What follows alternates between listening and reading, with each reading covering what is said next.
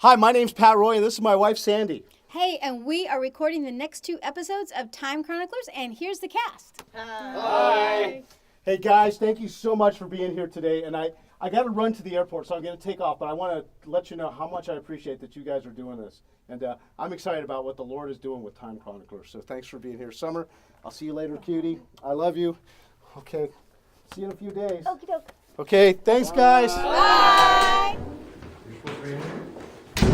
Bye, Mel. Bye. I love you. It had already been an action-packed day. I love Time Chroniclers recording days, getting a chance to hang out with the cast. It's also fun to see the scripts come to life, and an exciting time to work with my family on our passion, making creation-based family audio dramas. But although it's already 4 o'clock in the afternoon, the day has just begun. There's lots of adventure that lay ahead. You see, I'm headed to a place that I've dreamed about for over a decade and a half. I'm going to Ghost Ranch. We live in Paradise, California, and so it's a 100-mile drive to the Sacramento airport, and then 2 flights to get to Albuquerque. I'll be arriving way past midnight. It was 18 years ago that my wife Sandy and I drove all the way from San Diego to New Mexico. It was Valentine's Day weekend of 1998. Sandy and I were still newlyweds, and I knew she loved adventure, so I wanted to surprise her with a fun road trip. I knew this was also our chance to visit the actual sites of a new story concept we had, Jonathan Park and the Secret of the Hidden Cave. We had an amazing time. It was on that trip that we decided that the Park and Brennan families would live in Abiquiu. We drove all around the reservoir there, trying to decide where the fictitious Brennan Museum of Creation would be located. But the height of our journey was visiting Ghost Ranch, a dinosaur graveyard, and seeing a huge block of sediment that contained the jumbled remains of Coelophysis dinosaurs that had been fossilized by a flood. It was that trip that began Jonathan Park, an adventure that would literally take millions of people on an amazing journey. At the time, we didn't understand how God would use this story over the next 15 years. And now I'm returning to the very place where it all began. And I'm inviting you to come with me.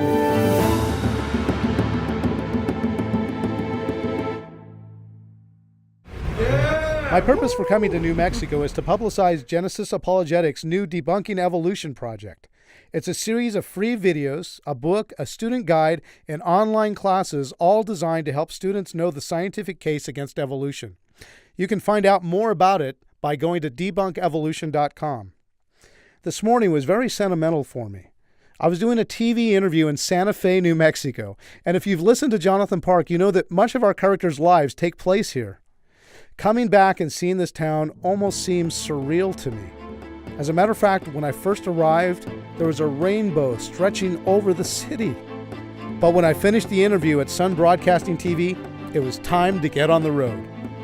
As I drive, I'm feeling like a little kid, so excited to get to Ghost Ranch. Well, we just left Santa Fe, and so it's about a 50-mile drive to Ghost Ranch, so we are almost there. Although I'm a little concerned because it's about noon right now, and I need to be in Albuquerque by 5 o'clock to speak at the New Heights Baptist Church. Let's see, I figure I should leave the ranch about 2 o'clock to make it back to Albuquerque in time, so, oh wow, I don't have much time. I mean, I'm finally getting to go back to Ghost Ranch, and I only have a few hours? Will that even be enough time? In 2 miles, use the left lane to take the US 84 north, US 285 exit toward Espanola. As I round a corner on Highway 84, I come across the view of Cerro Pedernal. Look, my time's short, but I'm not sure if I'm going to get a better view of this amazing mesa, so I eventually pull off the road and shoot a little footage. Now, if you'll remember, in one of the episodes of Jonathan Park written by the Riffenberg family, Kendall and Timmy were in a helicopter crash on top of Cerro Pedernal. So I'm going to take a quick shot and then back into the car. Next stop, Abiquiu.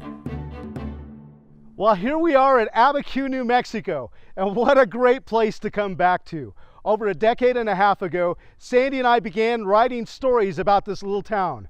If you've listened to the Jonathan Park series, you know that both the Park and the Brennan families lived here in Abiquiu. Now, this is also the site of the fictitious Brennan Museum of Creation. And of course, that doesn't really exist. This is just a little tiny small place just right next to Ghost Ranch. Being back at Abiquiu is very emotional for me. For over 15 years, I've pictured it again and again as Sandy and I wrote the stories.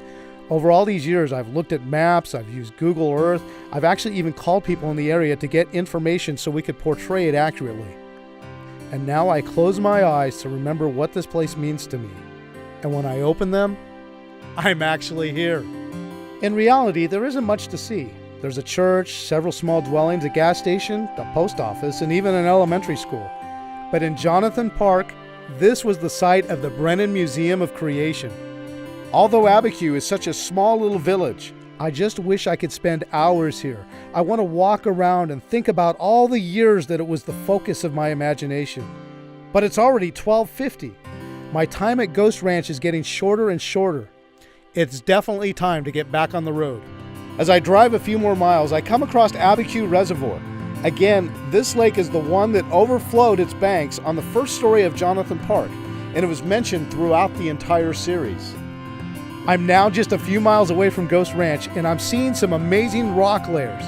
Check out the deep red. These layers at the bottom are part of the Shinli Formation, the very layer that the Coelophysis dinosaurs were discovered in.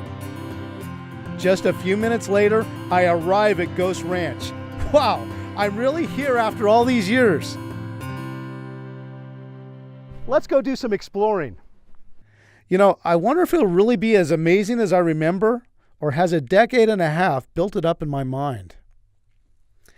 When you look around at these cliffs, they really are breathtaking. Now, they believe that 200 million years ago, Ghost Ranch was located close to the equator and was probably a subtropical forest spotted with rivers and lakes. Over millions of years, the site moved into its current location. But I actually believe the evidence tells a completely different story. Ghost Ranch is a very fascinating place. The name came from cattle rustlers who would hide the cows in this area. To keep others from finding the stolen cows, they told the stories that this area was haunted. It's now owned by the Presbyterian Church, who runs it as a Christian retreat center. There's also a museum of paleontology and a museum of anthropology, and this is also the place where the famous New Ager and New Mexican artist Georgia O'Keeffe painted the beautiful cliffs of Ghost Ranch. Oh wow, it's already a little past 1 o'clock and I've only got an hour left to explore. Oh man, maybe I should have moved a little faster to get up here.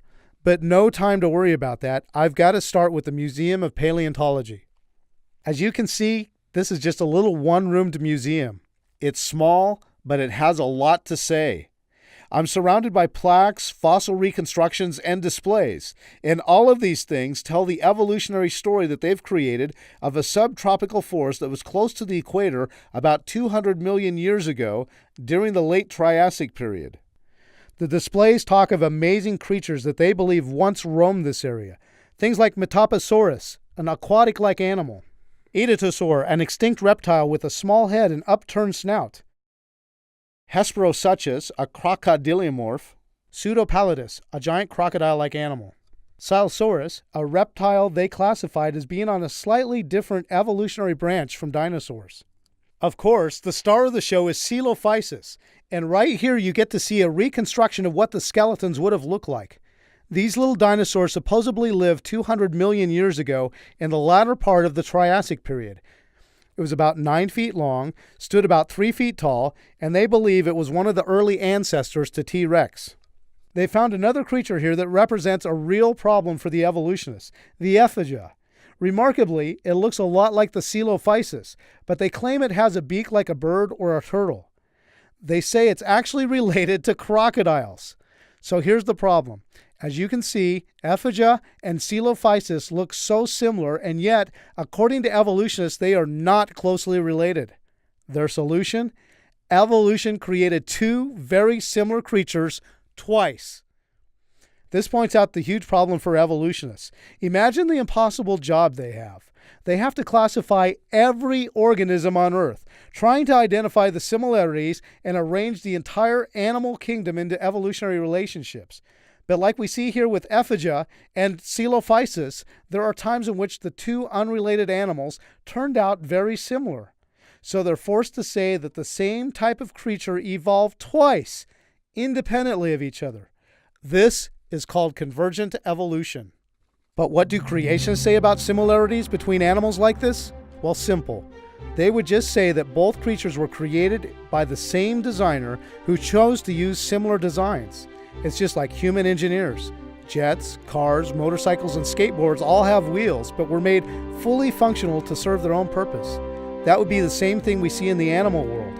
Creatures with similarities point back to a common design by God. To me, that makes much more sense than saying random evolutionary processes created a similar animal twice. As you look around the museum, the case is made that all these animals live together in the subtropic climate near the equator. They believe that these creatures died, they were fossilized, and left behind a record of what this area was once like 200 million years ago. But is there a different way to interpret what they've discovered here? Oh boy, the clock's ticking and I'm starting to run out of time. But I need to slow down enough to investigate something that's been stuck in my memory ever since I was here last time. This is a chunk of sediment that they pulled from the site many years ago. And over the years, they've taken 28 blocks like this from the Dinosaur quarry. This one's been sitting here for years.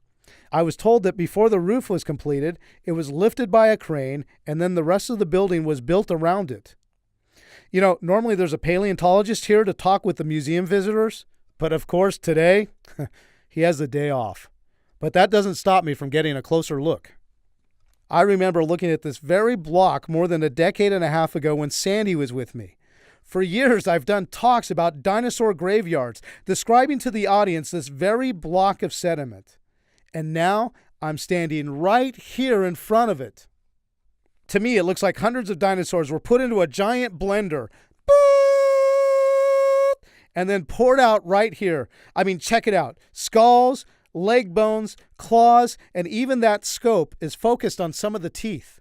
While I was looking, one of the support staff from the museum joined me. Wow, this is amazing. They are just a jumbled mess. Yeah, they think they were caught up in a flash flood and drowned.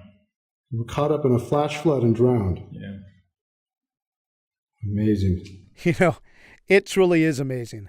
As I stand here looking at this, I see forces so incredibly strong that it ripped these dinosaurs to pieces and they were instantly fossilized.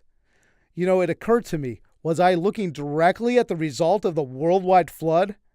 The deluge captured all of these creatures, jumbled them all together, rapidly deposited, and fossilized them very quickly.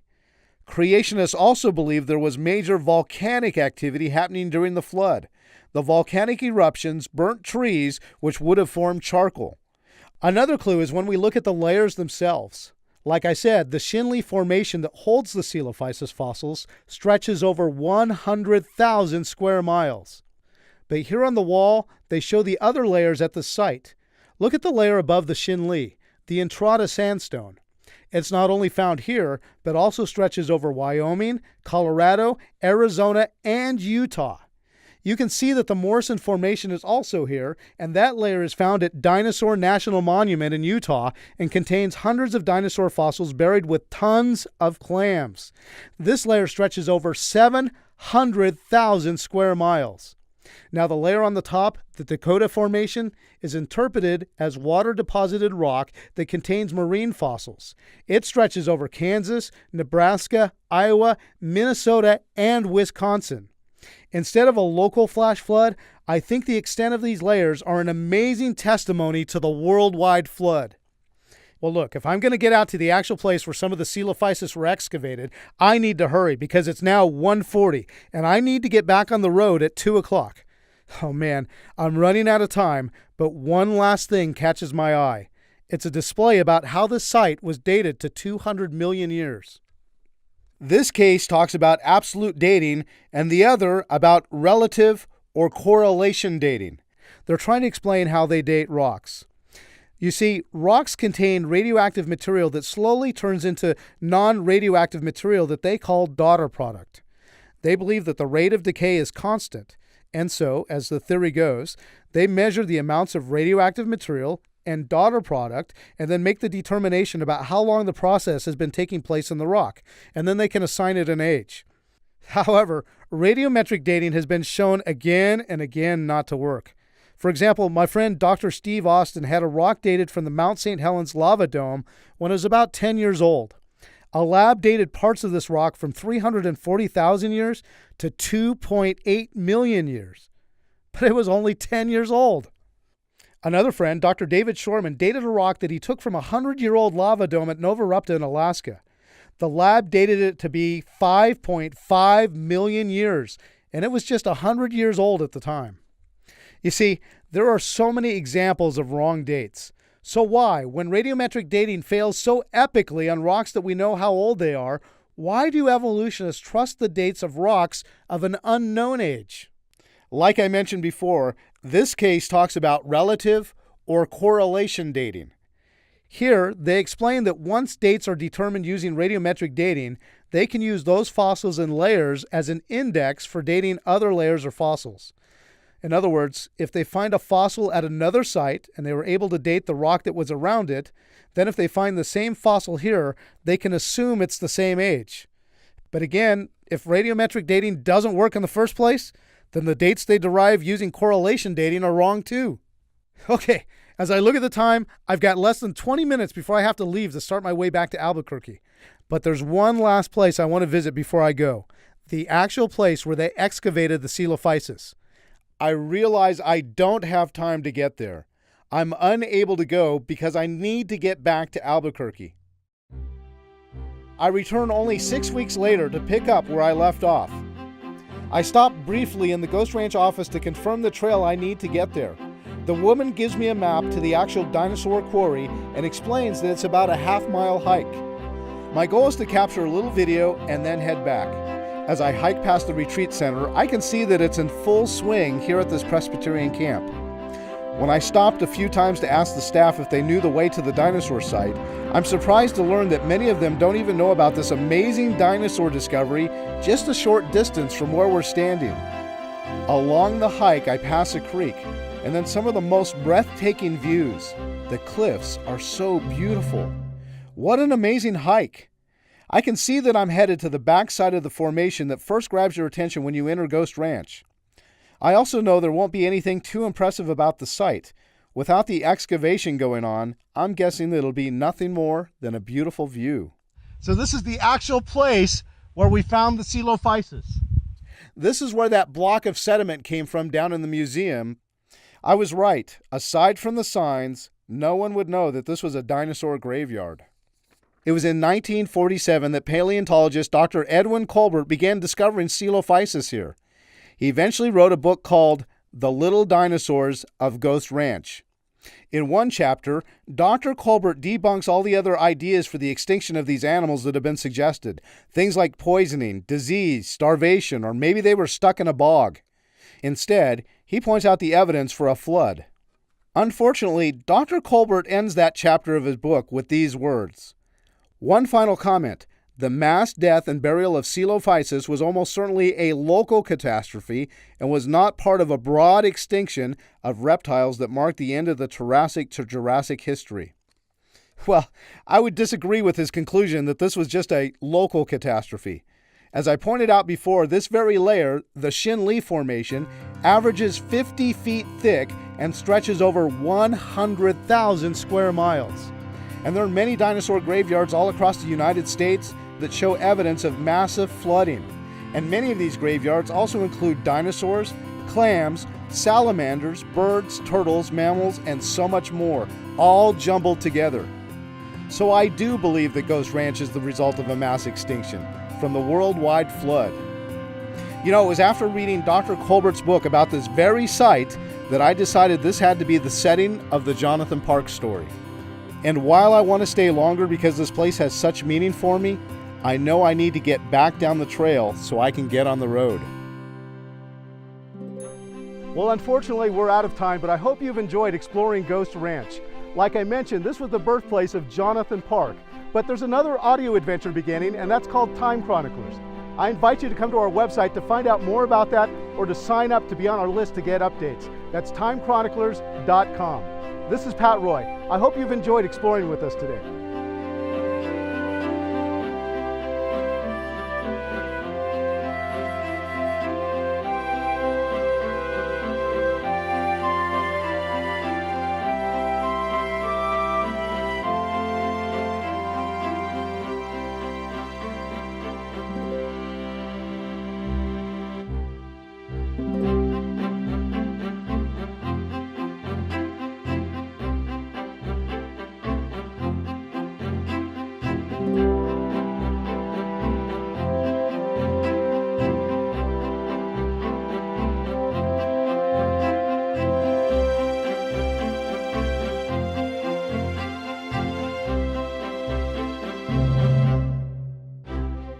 Well, guys, I'd like to stick around, but I've got to get to the airport, so I'm going to jet out of here.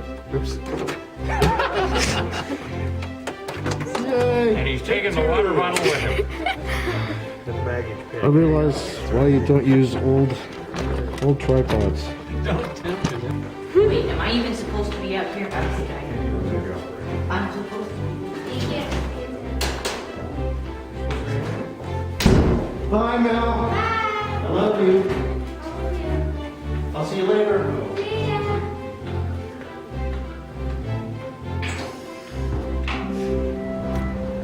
Over a decade and a half ago, Sandy and I came to Santa Fe to write the story of Jonathan Park. This is my first time back in a decade and a half. Tonight, I talked on the worldwide flood, and when we came out of the doors, look what was up in the sky. Is that not amazing? God is so good. And of course, that doesn't really exist. This is just a little tiny small place, just right next to Ghost Ranch. Well, here we...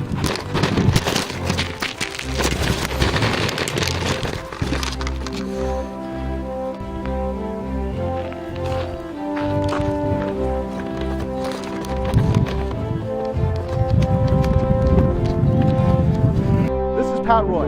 I hope you've enjoyed exploring with us today. Sorry, is this your car?